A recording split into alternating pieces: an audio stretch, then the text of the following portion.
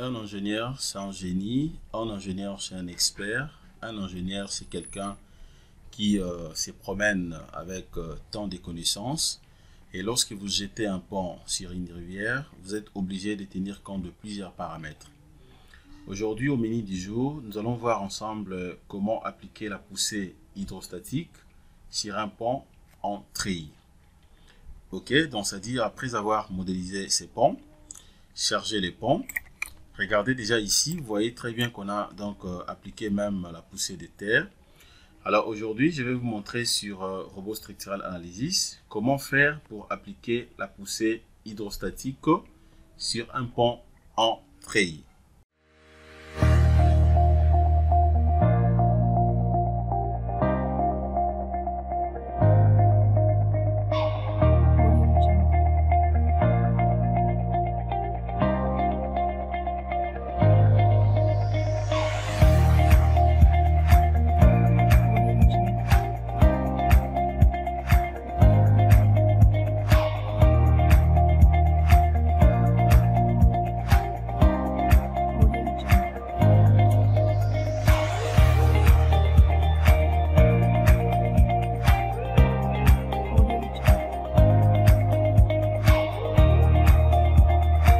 Salut les amis, salut très chers collègues, salut très chers abonnés. Bienvenue sur notre chaîne YouTube, Jinkunga Tutoriel. Abonnez-vous massivement, merci de votre disponibilité. Merci de votre fidélité également. Les séries de formations continues, comme je l'ai dit dans mon introduction, ce soir je vais vous montrer encore une fois de plus un élément important.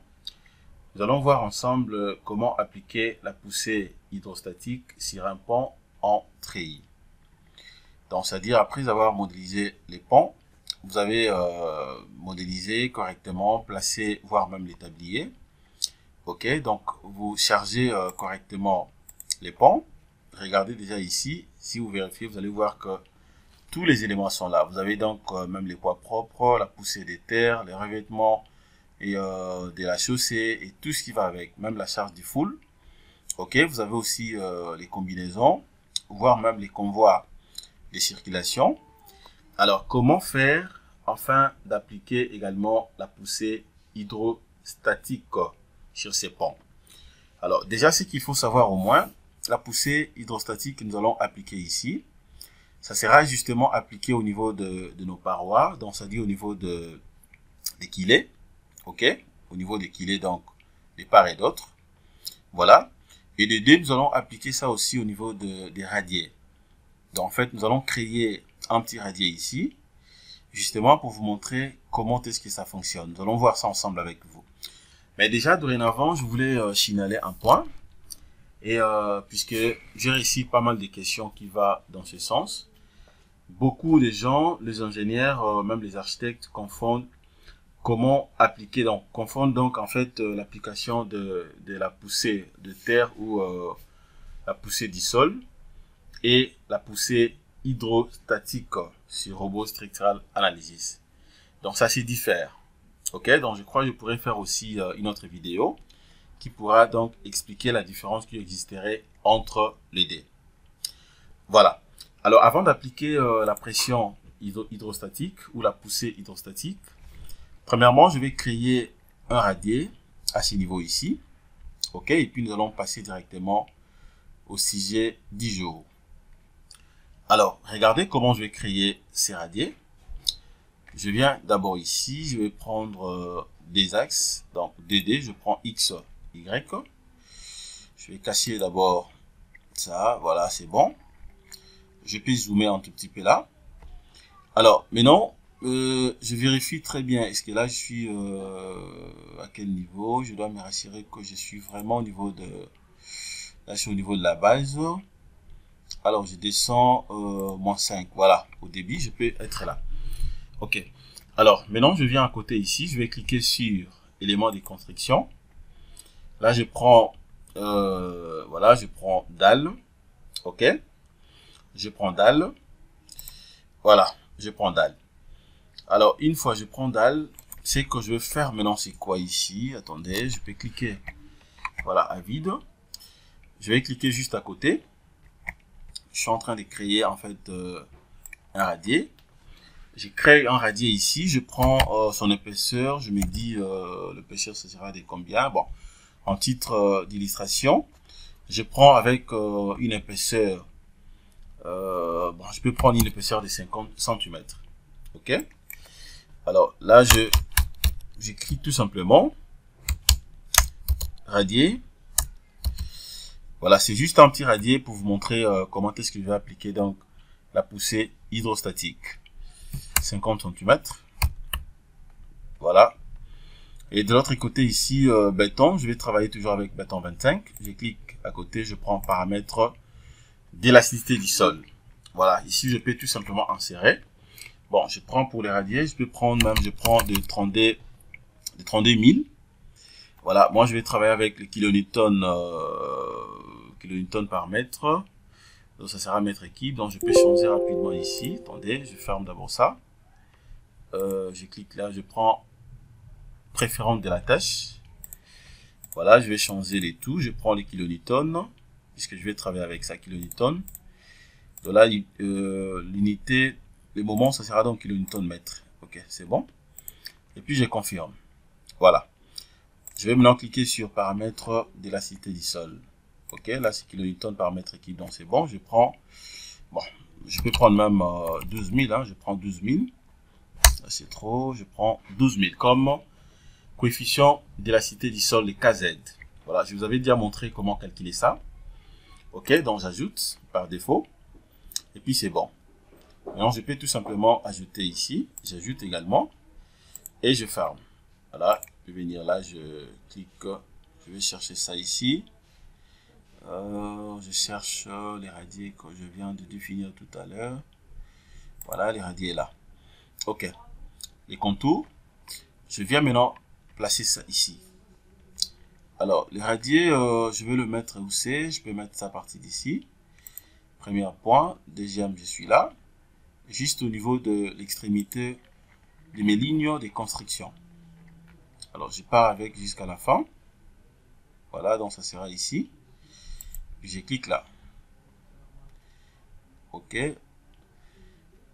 Voilà, bon, là, je continue seulement avec les contours. Hein. Sinon, alors, j'allais prendre le rectangle pour cliquer que 3 fois. Bon, c'est pas grave. Puis je clique de l'autre côté. Est-ce que c'est bien cliqué? Ok, je vais reprendre l'opération. Apparemment, c'est mal cliqué. Voilà, je prends dalle, son épaisseur est là. Les radiers en question, et puis je réponds rapidement à l'opération. Il faut que je me rassure si c'est bien considéré. Voilà, donc je clique ici. Première, deuxième. Attention, là je suis au milieu. Hein. Là je suis au milieu. Donc il faudrait que je commence vraiment à l'extrémité. Voilà, je clique là. Ok, là maintenant je crois que c'est bon. Je prends premier point, je suis là. Deuxième de l'autre côté, et puis je descends jusqu'à la fin. Là je clique au niveau de troisième. Voilà, c'est bon. Ok. Et puis ça, je peux enlever. Je peux fermer. Je clique à vide. Je crois là, c'est bien passé. C'est déjà placé. Et puis ça, je peux enlever. Je m'en vais d'abord en 3D pour voir si réellement c'est bien placé. Ok, exactement. Je me dis c'est bien placé. C'est vraiment au niveau du seuil. Hein. Regardez à quoi ça ressemble. C'est comme si j'ai créé des tunnels en fait. Voilà. Donc j'ai placé déjà les radiers ici. Je vais casser un peu. Voilà la section de. Je cache mes appuis. Ok, là c'est très bien. Alors, maintenant, ce que je peux encore faire, c'est quoi? Et à ce niveau ici, je peux d'abord, bon, je vais faire ça exprès, je lance d'abord les calculs, de manière à ce que, que je puisse placer aussi les maillages un peu partout, même au niveau des radiers. Ok, donc, je vais lancer d'abord les calculs pour voir à quoi ça ressemble, ce que j'aurai avant d'appliquer donc la poussée hydrostatique. Voilà, je vais patienter. Voilà, c'est arrivé presque à la fin. Hein. Donc, je patiente. Je crois que c'est le dernier cas. fini. Alors, maintenant, je vais faire quoi ici? Maintenant, je vais d'abord vérifier le repère. Regardez comment je vais procéder avant d'appliquer la poussée hydrostatique. Je viens là, je vais prendre d'abord structure. Je prends caractéristique. Je descends ici, je prends...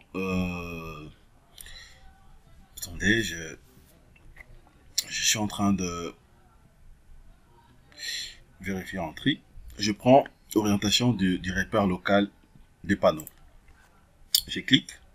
D'abord, je viens ici. Je vais cliquer d'abord ici au niveau de ces repères. Voilà, je vais bien voir le sens de direction de mes panneaux. Voilà, déjà je me dis ici c'est bon. Ok, les radiers que je plaçais ici c'est bon, il n'y a pas de problème. Alors je vais voir maintenant, ça aussi c'est ok. Ok, là aussi, ça aussi c'est ok, c'est bon. Voilà. Donc je peux placer par exemple ici déjà. Alors, maintenant, comment je vais procéder? À ce niveau ici, est-ce qu'il y a possibilité de changer la direction? Bon, je considère ça comme ça, c'est bon, il n'y a pas de problème. Ok. Alors, maintenant, je vais placer la pression hydrostatique. Donc, pour le faire, c'est simple. Je ferme d'abord ça. Est-ce qu'il y aura des modifications? Il n'y en aura pas, je crois. Okay, je vais rentrer d'abord sur structure, caractéristique. Je prends d'abord ces repères, je mets ça ici. Voilà. La première des choses à faire, c'est quoi? Il faudrait d'abord que vous puissiez définir les cas de charge. Je viens là, je vais définir un nouveau cas de charge. Déjà, je sais très bien que la pression hydrostatique que moi je vais appliquer ici, elle est donc de nature de charge permanente. Donc, je mets tout simplement poussée. Voilà, donc je mets poussée hydrostatique. Hydrostatique. Voilà, donc c'est la pression de l'eau. Poussée hydrostatique. J'ajoute. Voilà, cette opération peut modifier la base de données contenant des informations sur j'accepte. Voilà, j'accepte, je patiente. Ok, c'est bon, je crois, c'est ça. Et puis je ferme. Ok. Maintenant, ce que je dois faire, je suis obligé de venir là. Je cherche maintenant la poussée hydraulique. Et là, je prends ça. Et après, maintenant, comment je vais appliquer ça? Je viens ici. Je viens sur définir charge. Ok. Donc déjà au début d'abord vous avez vu comment j'ai fait pour orientation ou pour orienter en fait mes panneaux. Donc j'ai bien vérifié d'abord l'orientation de mes panneaux. Et après maintenant je viens ici pour définir charge. Je clique à côté. Je sais très bien que la poussée hydraulique c'est donc une charge surfacique. Donc je suis obligé de venir là. Je prends surfacique. Je viens là, je prends pression hydrostatique. Ok? Je clique. Alors, dès que je clique, c'est ici maintenant où j'essaierai à mes yeux d'appliquer ça sans problème. Voilà. La première des choses ici, vous voyez pression, il y a partie constante dit à la pression uniforme, valeur de la pression. Alors déjà, ce qu'il faut mettre en tête que cette partie, c'est beaucoup plus concentré, donc c'est concentré beaucoup plus pour les surcharges. Hein. Donc si par contre j'ai d'autres surcharges, et donc je vais définir ça ici. Ok, par exemple au-dessus, je vais tenir compte d'autres types de surcharges. C'est juste question de venir définir ça ici. Ok, je pourrais vous montrer ça dans une autre vidéo, mais pour aujourd'hui on fait uniquement pour la poussée hydrostatique. Voilà, donc je peux insérer la pression ici. Alors, deuxième des choses, maintenant vous avez la partie variable dit, donc à la colonne liquide, dans la pression de l'eau. Je viens ici, donc poids propre des liquides. Je vais travailler avec combien? Je prends 1000 kg par mètre cube. Voilà. Je prends 1000 kg par mètre cube, c'est déjà bon pour moi. Alors, domaine d'action maintenant ici, niveau de liquide. OK? Niveau de liquide, je suis obligé de vérifier d'abord cette hauteur. J'avais mis une hauteur de combien? Je vois déjà la différence, c'est de 5. Alors, je me dis, ça peut se limiter peut-être à 1 mètre. OK? Ou 1 mètre 5, voire même 2 mètres. Voilà, donc cette différence-là, 0. Là, c'est 5. Bon, je me dis vraiment au milieu. Je prends, niveau de liquide, je prends 2,50 m. Dans sa hauteur, hein, je prends 2,50 m. Voilà. Alors, l'axe maintenant ici, c'est à vous de voir. Bon, je vais travailler avec, je prends Z.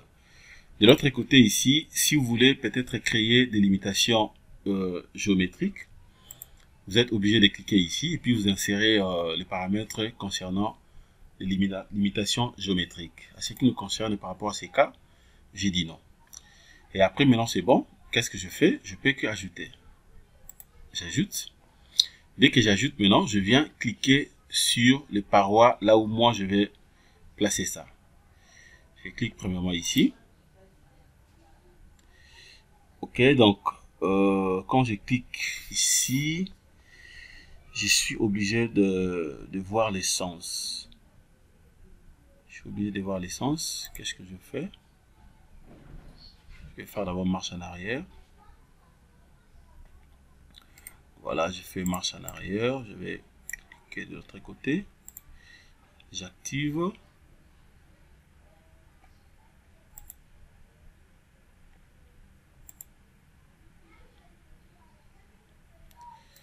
Attendez, donc je dois...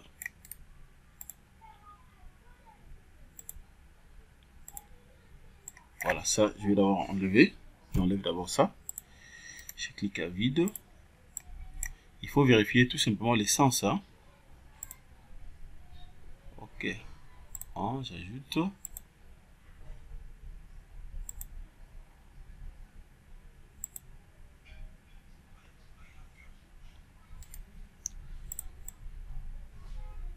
Moi, je suis en train de vérifier beaucoup plus les sens. Mais aussi, la hauteur, cette hauteur, je vais diminuer ça. Je ferme d'abord. Ok, je rentre d'abord. Je vais diminuer d'abord cette hauteur pour voir c'est que je prends 1 mètre. Puisqu'à mon humble avis, j'ai l'impression que c'est trop. Je prends 1 mètre et puis là, je mets en signe à moi. Par rapport à la direction. Ok, et puis j'applique. Voilà, maintenant c'est bon. Vous voyez? Maintenant c'est bon. La pression est là. Alors, je vais voir aussi de l'autre côté. Je viens, sélectionne ça. Là aussi j'applique. Voilà, de l'autre côté c'est OK. Vous voyez? Après, je peux rentrer là. J'enlève les signes moins. J'ajoute. Et puis j'applique. Voilà, c'est très bien. Vous voyez, donc c'est entré de part et d'autre. Hein. C'est déjà bien. Je vais rentrer ici. De l'autre côté, je vais faire la même chose. Ça sera toujours... Oui, ça sera toujours positif. J'ajoute. Et je vais d'abord enlever les numéros de cette qu'il est. Je prends maintenant ça. Je clique là. Et je viens cliquer ici. Je clique. Voilà. Et puis, je peux qu'appliquer. OK. Une fois appliqué, je dois changer tout simplement l'orientation. Je clique là, je viens ici, je peux rentrer là. OK, puis je mets les signes. Je mets les signes. Ça, il faut que j'enlève. Je clique là, je viens. Hop, je clique ici. Et puis j'applique. Voilà, c'est très bien. OK. Et après, maintenant, je vais appliquer ça aussi au niveau des radiers. Je vais appliquer donc la poussée hydrostatique au niveau des radiers. Donc, je vais faire la même chose. Là, je suis d'abord obligé de voir le sens ici. Ça, j'enlève. J'active ça. Je clique ici. OK, et puis j'applique. Attendez, je vais voir.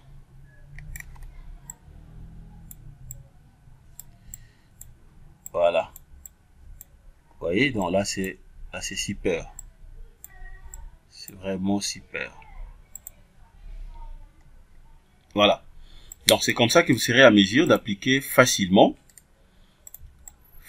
donc la pression hydrostatique.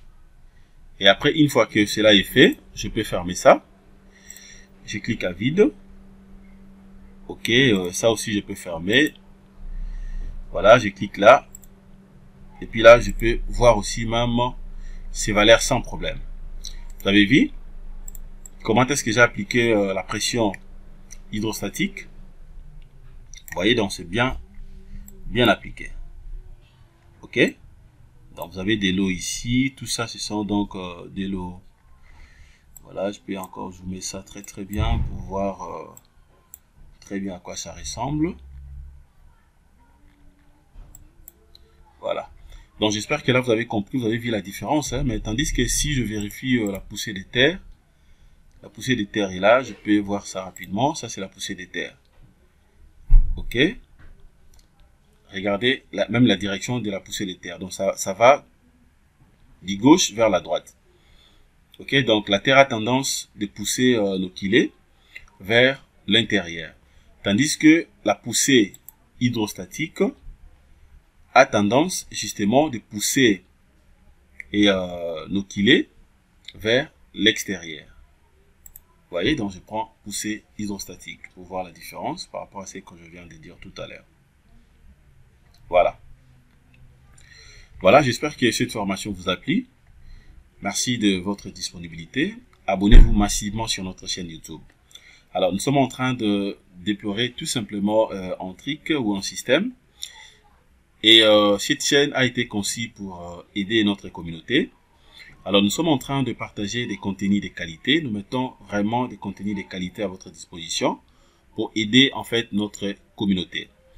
Alors, l'une des manières que vous également, vous serez à mesure de participer ou d'aider en fait la chaîne, c'est de partager massivement nos contenus. Partager massivement tout ce que nous sommes en train de partager comme formation. Et puis, abonnez-vous massivement. OK? Abonnez-vous massivement. Excitez aussi d'autres personnes de s'abonner. Et commentez de manière à ce que YouTube puisse placer nos vidéos en première position. Et si vous avez des questions ou suggestions, n'hésitez pas de nous écrire. Et puis nous allons répondre au moment opportun. Voilà, merci de votre disponibilité. Passez une excellente soirée. Au revoir.